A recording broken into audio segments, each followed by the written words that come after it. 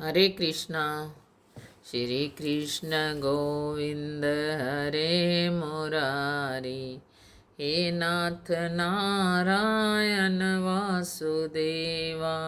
श्री कृष्ण गोविंद हरे मुरारी। हे नाथ नारायण वासुदेवा। आज मैं आपको कार्तिक मास के तृतीय अध्याय की कथा सुनाने जा रही हूँ।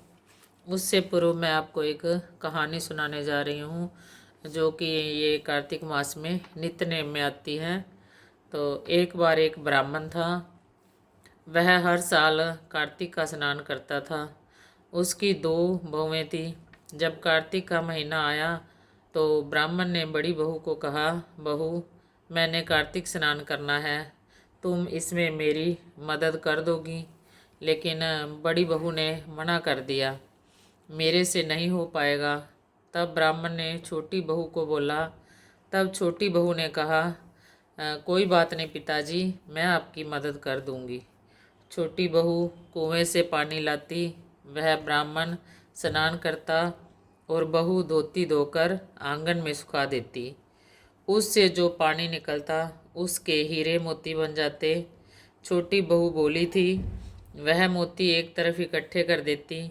कार्तिक का महीना पूरा होने पर ब्राह्मण ने छोटी बहू से कहा, बहू, मैं दो ब्राह्मणों को घर पर भोजन कराना चाहता हूँ। तब बहू ने खाना बना दिया और बोली, पिताजी, आप ब्राह्मणों को भोजन खिला दो।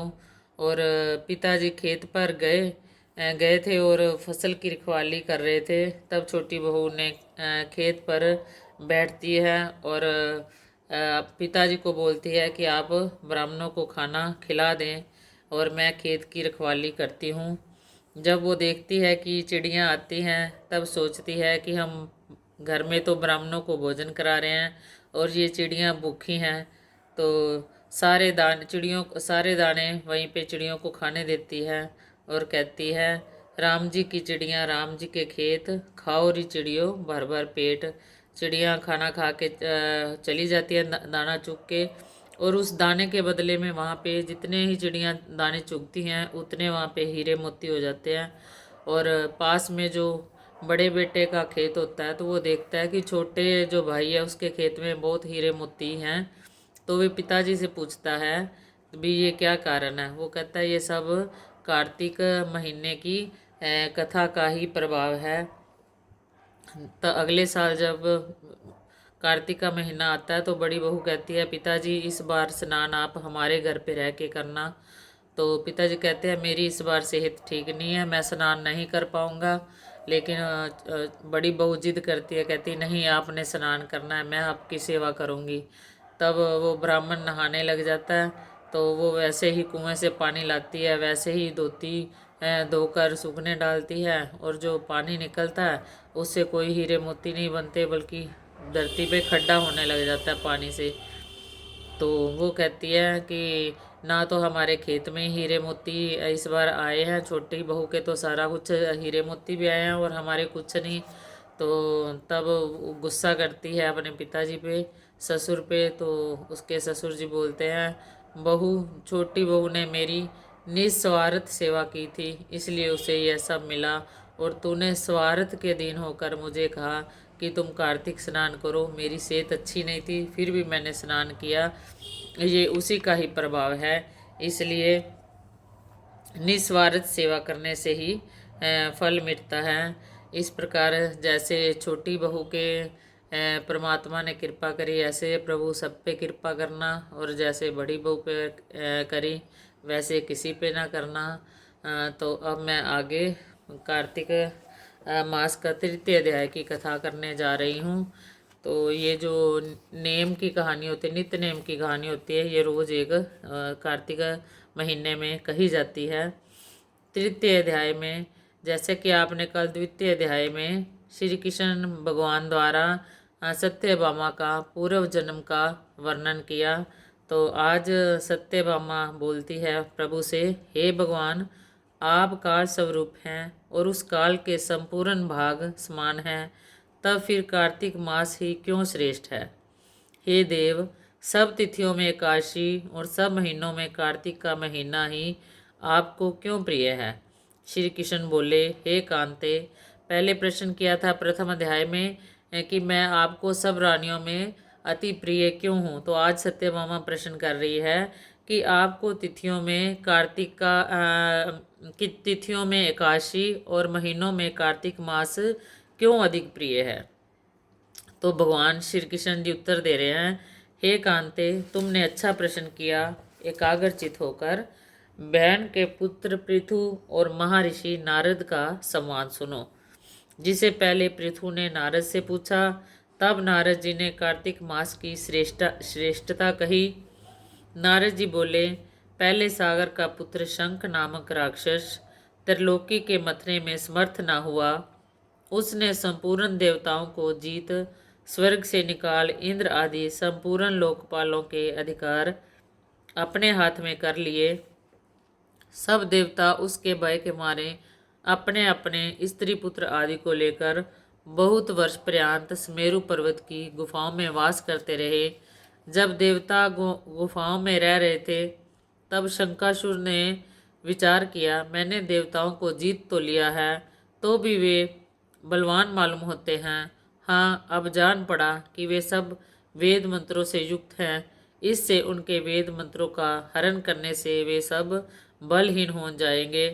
ऐसा विचार के वह असुर विष्णु भगवान को नींद में ग्रस्त देख स्वयंभू ब्रह्मा जी के लोक में जाकर वहां से वेदों को निकाल कर चलने को तत्पर हुआ। तब उसके भय से यज्ञ के मंत्र और बीजों समेत जल में प्रवेश कर गए।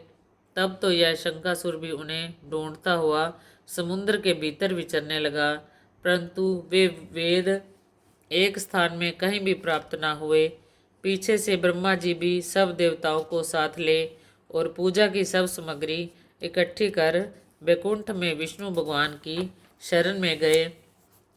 वहां उनके जागने के निमित्त सब देवता गाने बजाने लगे और गंध धूप बार बार देने लगे। उनकी भक्ति से संतुष्ट होकर भगवान ने नेत्र खोले। तब सब देवताओं ने सहस्त्र सूर्य के समान कांति वाले विष्णु भगवान के दर्शन किए और षोडश उपचार से पूजा करके दंडवत कर पृथ्वी पर गिर पड़े।